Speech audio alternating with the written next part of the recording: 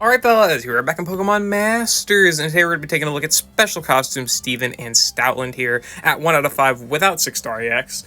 Because frankly, for what this character does, 6-star EX does not help him out too much. It does give him some extra bulk, but I don't think that's all that necessary. This guy is just a god of support while not being a support character. He's got Rebuff reducing hit weakness, which lowers enemies' weakness type rebuff by 1 the first time an attack move is successful each battle, which is tackle in this instance. He's got Team Immunizing Command 9, which applies the condition nullification effect whenever the user's trainer uses a move once. But, you know, just status, I think it's status conditions, right? Condition nullification. It's good, right? Obviously. And then Team Easy Target Speed Up 9. Raises speed of all allies by 1 stat rank when the user attack move is successful against an opponent with the no evasion effect. Even better, right? Being able to apply no evasion to enemies and then be able to do something. I'm kidding. But then being able to also make sure that you've got speed buffs for your team, right? Very, very nice. He's got super effective next here for applying super effective next to an ally, being able to do extra 50% damage when your moves are super effective. Mystery Solved, which raises speed of an ally by 2 and increases physical moves next by 3. Absurd ability here. You can ramp up physical moves next on allies a lot, which is his biggest trait. But then there is the Binding Leer here, which is extremely easy to activate whenever there is an enemy type rebuff lowered on the enemy field of play. The move never misses. It lowers attack, defense, and speed by 2, applies no evasion, and applies restrain. And it's an AoE move, meaning that is all AoE stuff. Yeah, if that sounds absurd, you'd be right, because it is all absurd. That is all really good stuff. Physical moves next, super effective next, defense, speed, and attack debuffs, AoE, rebuff on the enemy's weakness type. Very strong ability. So let's go ahead, hop into these battles. I've done a Special Costume Steven showcase like 2 times already, but there are so many characters that this guy helps out so much. Literally any physical attacker. So I figure anytime this guy comes back, may as well do a showcase on him, just update the roster of characters that he is turning into absolute, like, demigods, right? So let's go ahead and hop into the battles. What better way to showcase Steven's ability to turn even the worst characters into the most absolute absurd characters is by using an Egg Striker. Granted, Egg Groi is not horrible because he's got Solar Blade, of course, right? For that, 200 base power move. Very, very strong, which is pretty good for Eggmon status. But for overall status, it's not that crazy. It's still good, though. It's still really good for sure, but definitely in, like, still the lower tier of actual overall strength, equivalent to that of, like, mid-high-end free-to-play units, I guess? I don't know. Either way. We're able to use Morty here to apply Sun buffs and Crit buffs to the Egg here, Egg Groi, and then we're able to use Steven's Binding Leer for defense debuffs, super effective next for, come on, figure that one out, and then physical moves next, buffing with his trainer move to make these Solar Blades absolutely absurdly strong. It's very, very good stuff. It's amazing. Defensive debuffs. Attack debuffs is also are really good for this setup because obviously a lot of enemies in the game are physical attacking, so you're able to debuff their offensive stat. Combine that with the defensive support like Morty here, who's also able to buff team defenses. And that just means that you're able to have even better tanking capability across like your whole team, right? I should have used Solar Blade there. I did not know if Sun was going to run out, so I just opted to not go for it. Not go for Solar Blade because I didn't want to screw up the countdown and whatnot. Either way, whatever. Does not really matter too much because these are some very, very strong Solar Blades. Plus 3 physical moves next here. Yeah, plus 3 physical moves next. Plus 5 attack. Groi here. How much damage is that? Yeah, that's a lot. 18,000 is quite good for sure. So there we go. Go ahead and go use our sync move now. I don't think this crits, but either way, for super effective next with no multipliers on this Eggmon, 4,000 damage is still pretty good. And we also failed to queue up on that Rock Slide there, which is annoying, but whatever, it doesn't matter. We end up living no less. 20,000 damage. There you go. Very strong stuff, so there you go.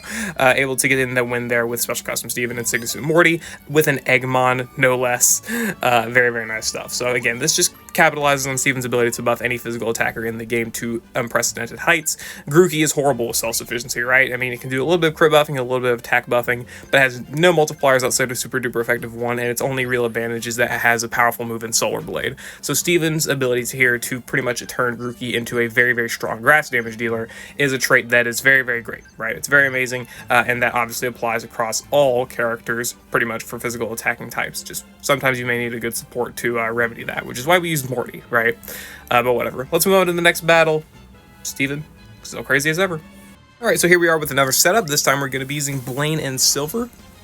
Again, just another more free-to-play level setup that is able to be immensely benefited by Steven's mere existence. Able to apply, again, super effective next, defensive debuffs, whatever. This one is less impactful than Grookey because it's pretty much just a repeat of Grookey for the most part. It's just that this time we're using Silver, who is just overall better, but this is more so applying super effective next and defensive debuffs for a nuke rather than applying DPS power, even though he does do that, right? We're going to be able to apply a lot of power to Silver's DPS as well here. Sacred Fire, 5,000 damage pre-sync is pretty decent. Didn't mean to go for the Sunny Day on Blaine here because Silver does have solar eyes, right? But whatever. It doesn't matter because the effective strategy here is to just KO the enemies before they can blink, right? Because 24,000 damage on a first nuke is quite good, even without inertia. Actually, no, we would have inertia if we would have used the trainer move here earlier with Steven, right? So the speed buffs would have been really, really helpful for that. Either way, it doesn't matter. Goodbye to Koga, because one nuke and done, essentially. One nuke plus one Sacred Fire, goodbye. And then again, Blaine here works just to set Sun. You don't need anything else for the most part. So there you go. And of course, this is also a no support setup, because if your character is self-sufficient enough and you know that their DPS or firepower can be increased a ton just from having all of these buffs, then you don't need to really worry about bringing an actual dedicated support character. You can effectively just use one of the characters on the team, and it'll work out effectively the same. So there you go. There is the showcase with Special Costume Steven with Silver. Let's move on to the next battle where we utilize him for another free-to-play character, but that one's a little bit more intuitive and fun, in my opinion. So, yeah. Here we are for a setup to showcase Steven's ability to do defensive debuffs as well as speed debuffs, because we have Signature Brock here who's able to use Cakewalk for his nuke, which is going to be doing some good damage, and then we're obviously also able to apply physical moves next so that Brock's Rock Slides can also do a lot of damage. Rock rebuff, of course, as usual, also extremely good there as well. Using Hop to max out the attack and crit for Brock. I did pick up Sharp Entry 1 on the grid, and we also do have Brock with +2 grid energy, so we can make utilization of some other nodes as well. I think just aggravation on Rock Slide, which I ended up not using anyway. So I guess I didn't need it. Whatever, it didn't matter. The big point of this was to showcase how Steven's able to help out Brock with his nuke and then also just turn him into a machine with his Rock Slide DPS, so I think I ended up showing that pretty well. It works out. Yeah, whatever. Either way, look at Brock's nuke here. Max attack, max crit. I think it's fully debuff speed, so max Cakewalk, 18,000 damage. It's pretty good, man. It's pretty good. And then we go ahead and buff up his Rock Slide as well here. About 4,000 damage, and this is without multipliers, besides Crit Strike 2, right? We could give him Surging Sand if we were to run him with like Ingo or Paulo. We could also give him Foul Fighting if we could get him a status change, right? So we could do a little bit more damage with that as well. So he's able to help out Brock here do better damage with his speed and defensive debuffing. Attack debuffing, again, remains useful for these physical attacking enemies. And then, yeah, that's pretty much it. Steven, just a god of buffing physical attackers. It's crazy, right? Cakewalkers benefit, Relentless users benefit, those that want attack debuffs benefit quite a bit, right? With like Pecking Order and whatnot. Those are also really good. And again, just the physical moves next, the super effective next, the rebuff. Steven is just absurd for buffing pretty much any physical attacker into near god level territory, right? Even Wolfrig, which I would showcase probably if we had an Ice Week stage. Whatever. There we go. Let's go ahead, hop into the final battle where we do some Neo Champion Nate stocks. Alright, so what better way to showcase Steven than to showcase how he is able to turn a burst attacking character into a god. Good examples of this is like Neo Champion Marnie, though she's special, right? Signasuit Silver, Neo Champion Silver, Neo Champion Nate, Ray, basically anyone with a very high powered like 1-2 use move, or a Nate and other people's cases whenever like a sync move is used, right? That type of stuff is very, very great to make use of. But whatever, either way, it doesn't matter too much. We're able to go ahead, debuff enemy defense to minus, I think just 2 for this nuke, and then debuff it to max for the buddy move here. We're at +9 physical moves next, but upon using the sync move and activating Dragon Zone, we end up getting to +10, which is obviously really good for sure. 16,000 damage on the nuke already because Nate is quite good as it is. But now we're at plus 10 physical moves next, minus 6 on the enemy defense, Dragon Zone, Unova Circle. Yeah. How much are we doing here? It's a lot. Let's just say it's a lot. 44,000 damage, yeah.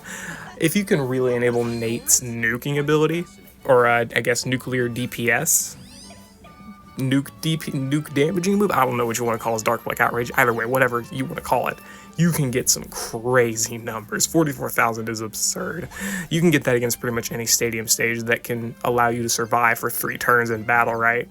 Colress was here for the Unova Master Passive and Unova Circle, right? And of course the defensive debuffing ability. You can replace him with pretty much anyone that fits those same criteria, or anyone who can make Nate look even better, however you want to do that.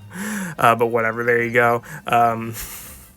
Steven is just so good. Steven is so good for buffing these burst damaging characters, these weaker characters. He turns them into really, really strong damage dealers of their own. Again, we showcase an Eggmon, 2 free-to-play characters, and then finally a pretty powerful Master Fair character, right? No matter what spectrum you're on, weak or strong, you can benefit from Steven's existence, and that is why he is probably one of the best characters, just for enabling purposes, right? Is he going to be beating ultimate battles? Yes and no, he can do it, but it's mostly the shorter ones like Duroc or Palmer. But other game modes than that, he's going to be good for. So take my word for it. Whatever, yeah. I'll see you later. I hope you all enjoyed. Let me know what you think about Special Costume Steven. Let me know if you have him, how much you've made use of him and whatnot. And yeah, I'll see you all later.